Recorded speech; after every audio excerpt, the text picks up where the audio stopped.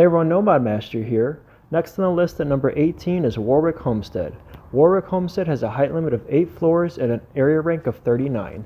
It does appear that Warwick Homestead's area rank is the same as Grey Garden, which makes them a tie. Warwick Homestead is also a caravan merchant stop for Cricket, the weapons dealer. She sells the legendary spray and pray submachine gun. So when you guys first discover this settlement, you'll learn that the Warwick family lives here, along with a few other people from the nearby Adam Katz group. You can unlock this settlement randomly via the Minutemen, or you can unlock it through the Institute. So I'm going to fast forward now and complete that quest so that we can gain access to the workbench. Keep in mind guys, Warwick Homestead is located in a dangerous part of the Commonwealth, and the Minutemen require you to kill super mutants that are heavily armed in order to unlock the workbench. So if you're not at least a mid-level player or higher, I would suggest waiting to unlock this settlement. So Warwick Homestead used to be a water treatment plant. The settlers live inside of the main building. Let's check out that area first. So the problem with this area is that all the beds can't be moved or deleted. You can sleep in them once you gain access to the settlement, which is nice, but you can't really do much with this area. It kind of is just their permanent living space, which is unfortunate. So I usually just keep this area the same. This settlement does come with a large farm, with the majority of their crop being tato, and then second being mute fruit, and then they also have a little bit of gourd as well. This settlement is built on a peninsula, so there's lots of areas with water access. So this area is probably the biggest spot in the settlement that has water access. You can fit quite a few water purifiers there. There's some walls like this here that don't have water access, but as you can see up here there's a little bit of water access again. And then you can go underneath this structure and there's a path that wraps all the way around the settlement.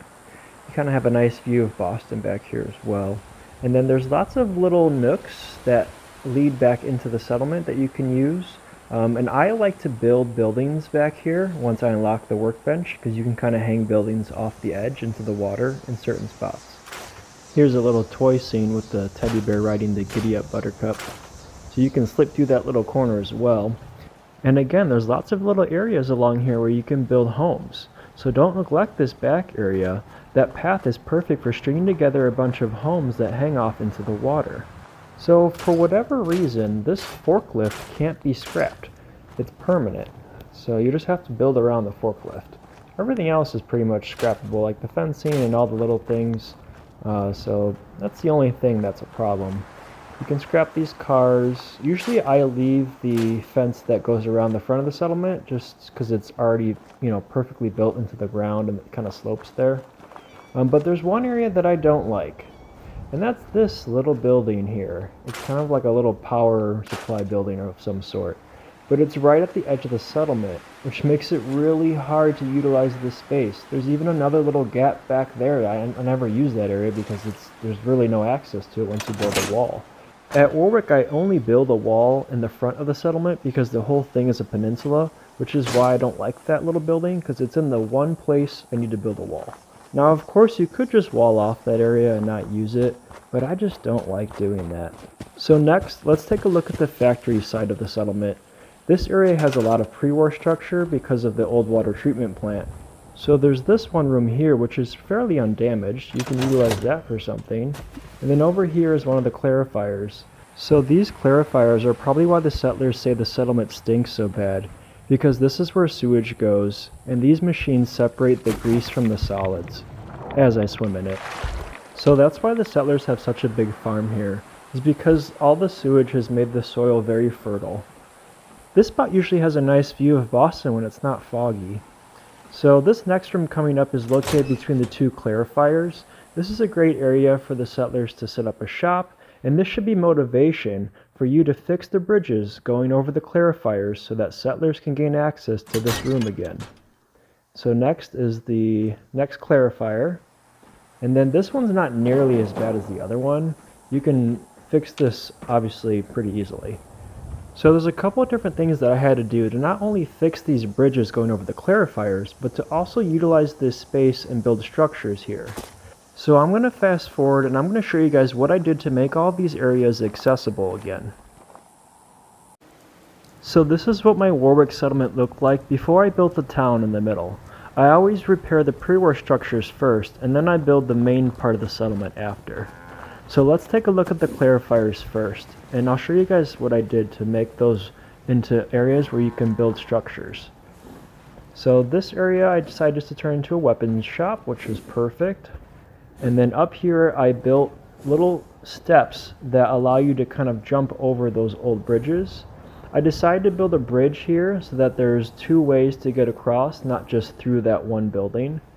And then back over here, like right underneath where we're standing, the settlers often get stuck in that little hole of water. They'll auto spawn back up onto the bridge again, but you'll notice them get stuck there a lot. No matter how you build it, they tend to get stuck there.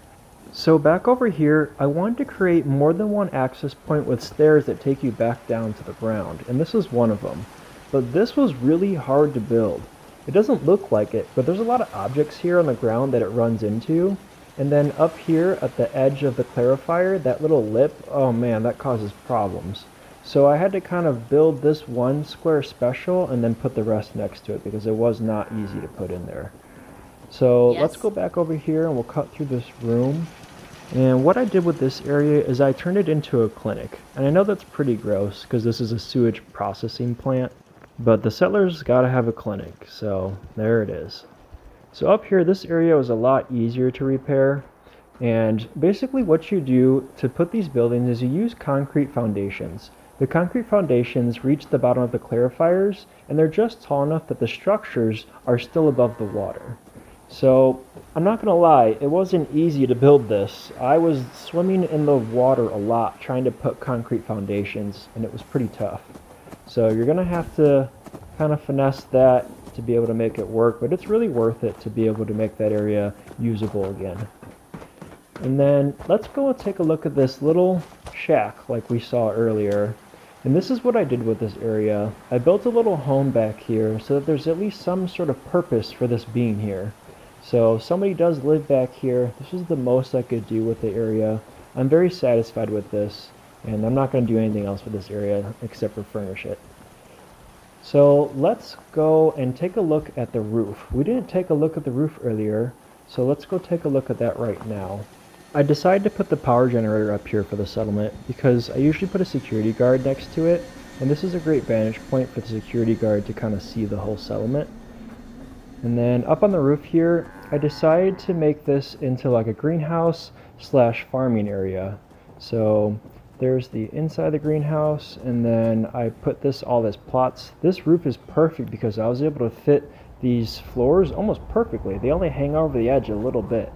It was the fencing that was more difficult. You want to make sure that these floor tiles don't squeeze against the lip there because then it won't let you put fencing. And then my whole goal here is to basically take the whole farm and move it up here so then I can start building the settlement down there in the middle. So that pretty much concludes my video for today, guys. Thank you all so much for watching, and I'll see you all next time.